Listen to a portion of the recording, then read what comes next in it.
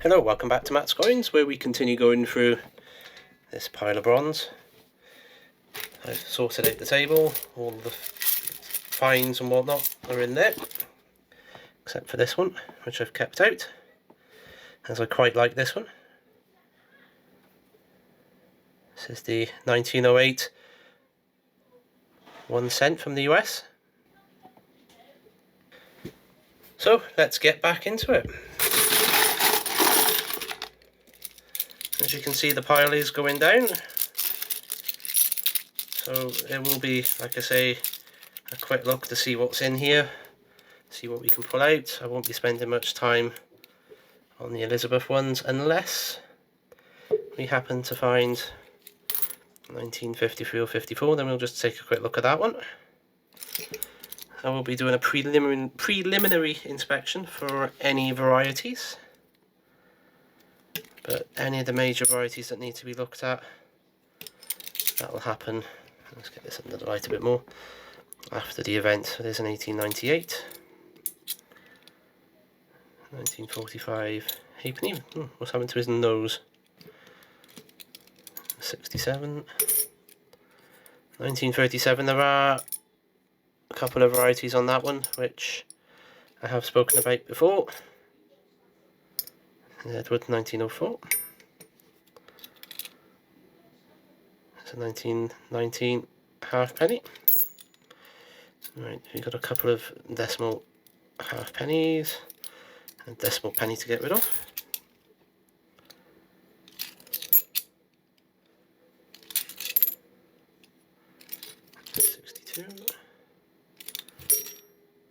That's tuppence. 1907, another Edward.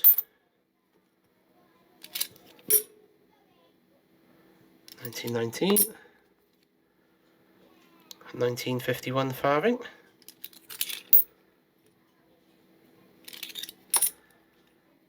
Not as many farthings as in this one as there was in one of my recent hunts, 1918. Of course, we found a 1918H in one of the previous videos. Alright, we got 1913, there's two varieties to look out for on that one. I shall put that one aside. If we get any more, I'll look at them all together. 1945s I don't mind looking at under the scope just now, as it's only a quick check if my scope was actually on my computer screen.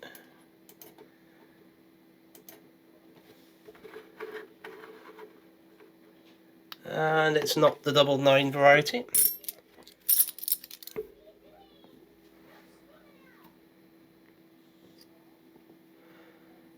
1930 halfpenny,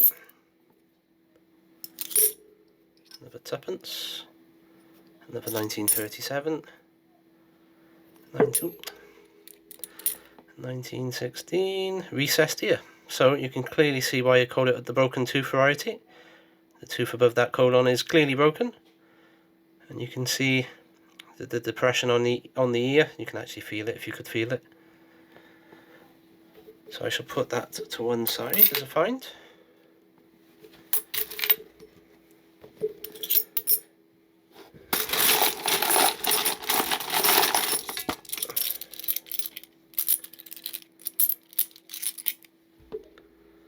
$1937, 44, 66, penny,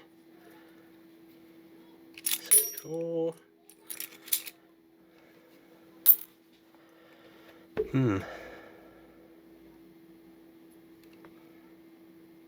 Any clues?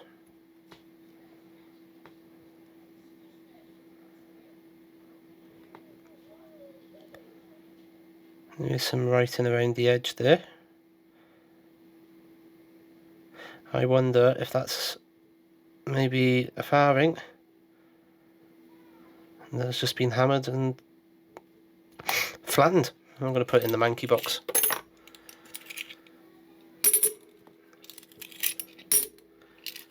A few Elizabethan ones there. 1936. 1940, looking at the double and single exerg lines on those.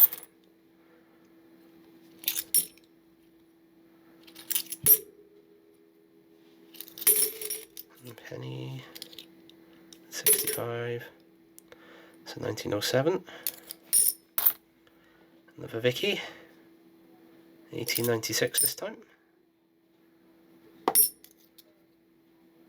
2p, 1p, I'll come back to that one in a second, and another penny. So it's another 5 whatevers from 1962 there. I still haven't got round to having a look to see where they're from.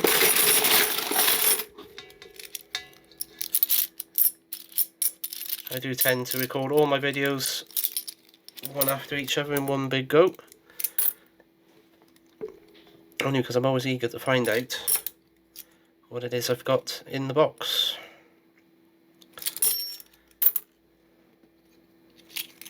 The editing can come later. And the research, of course. There's another 45, looks to be missing part of the pull. But it's not the double variety, sadly. There you go, narrow gap on the G and the 8. Penny, 2p, there's a 65, 62. There's a 19, doesn't appear to have a mint mark though. Pretty good shape for a 1918. 1929, 39, 66, 58,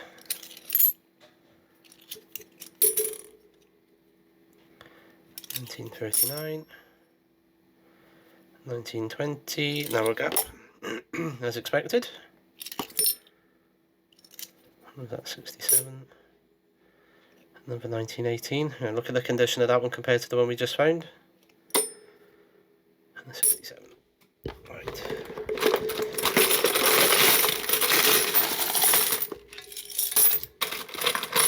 Only because it's just caught my eye. There's another 10 cents. Was it 10 cents? Yep. Georgius Sextius Rex. So that's 1950. Yep. East Africa. Doesn't appear to be a mint mark on it. But if nothing else, this lot has really increased my Africa, that particular area of Africa coinage part of my collection, if that makes sense.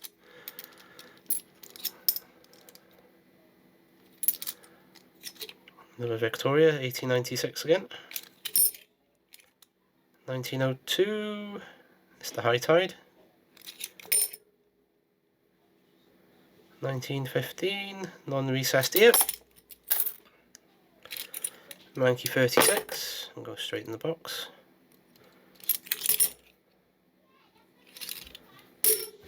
Wrong pile. 1929.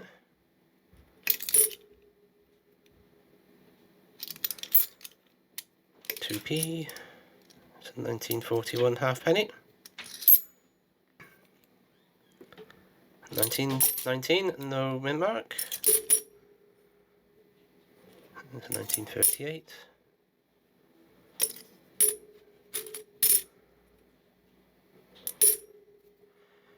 And it's a 1944. Keep going on about that right hand 4.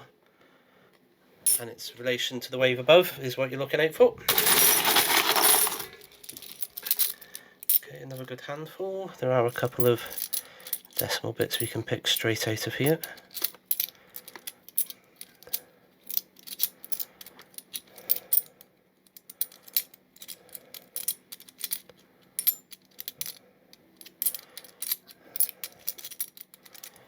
Let's get rid of that.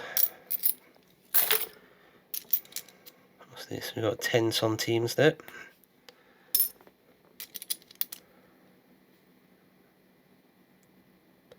Okay, so Edward the 7th, 1902 farthing. Stay that with the farthings. We've got a 1 penny from the Bailiwick jersey. We can go in the fines pile.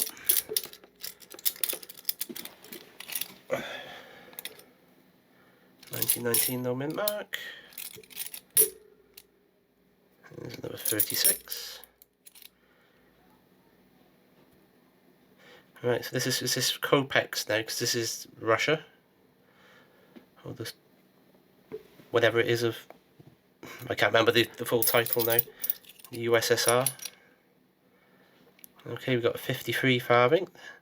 There are a couple of different varieties on these. The easiest way to tell on the obverse is to have a look at the cross, and this one is pointing between two border beads, but this one where it points straight to a bead as well. I have done a video recently on that. Go and have a look through the variety playlist. No, it's just a plain 1912. We'll add a mint mark for a moment. 1921 with the wide gap. 1919, no mint mark. 63, 1920.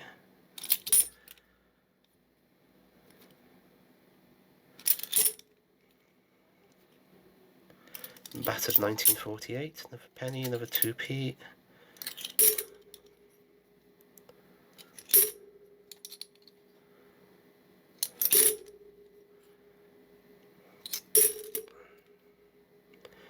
There's a 54 halfpenny. We've got another penny. And a 1907. Oh, geez, we're getting through them. A rather slow progress though. There's a 1918, 64, 49. Rated the coins intended for circulation in the UK. 49 was the lower end of the spectrum. Let's get rid of that penny, get rid of that one. There's another one there. 2, 1, 2, and a 1. Ready to be accounted for and added up. There's a 1912. 1921 with the wide gap. Monkey 67. Another 1919 without the mint mark.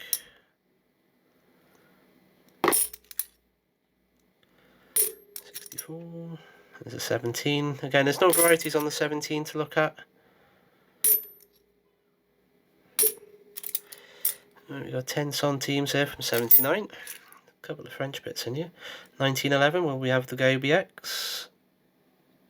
No, that eye is going straight to a gap in the teeth. So that's your bog standard normal one.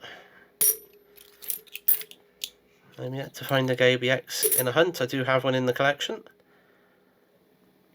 And on the 1922, we're looking for that centre prong of the trident and to be not touching the border tooth.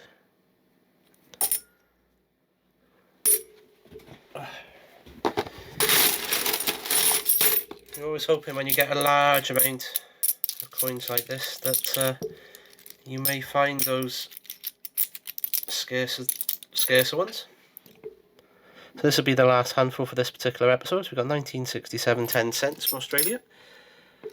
I've just dropped a decimal halfpenny. Okay, we got an Italian, is that Italian? Yeah, Italia, d'Italia. 5 centime, was it? Centesimi, 1861 with an M mint mark. It's an oldie. 67, 1913 again. I'll put that aside. I thought I already had one here, but never mind. There's a 1952 East Africa 10 cents.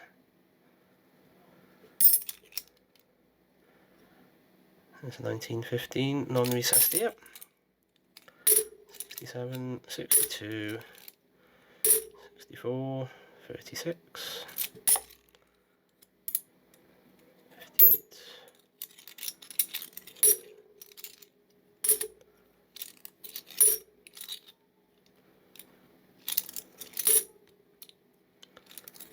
There's another 1913. I don't think I'm going to get any information off of that one though.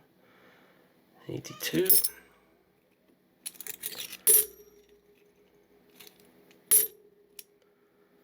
47, shiny 67, 1930, 48, 64, there's a 67 halfpenny, Uno Peseta. It's not about the 1966, it's the date in these little stars. But it's going to be a common one, I dare say. And then we got a French 10 centimes from some point. We'll stick it in the fine tray regardless. Another 1920. And a 1945. So let me get these couple under the scope and we'll go from there. Yep, sadly we won't get the reverse off of this one, but it is obverse 2. This is obverse 2 reverse B, so this is the common one as well.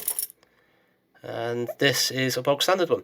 Thank you for watching. Please remember to subscribe, hit that like button, and leave me a comment, and I will see you on the next video.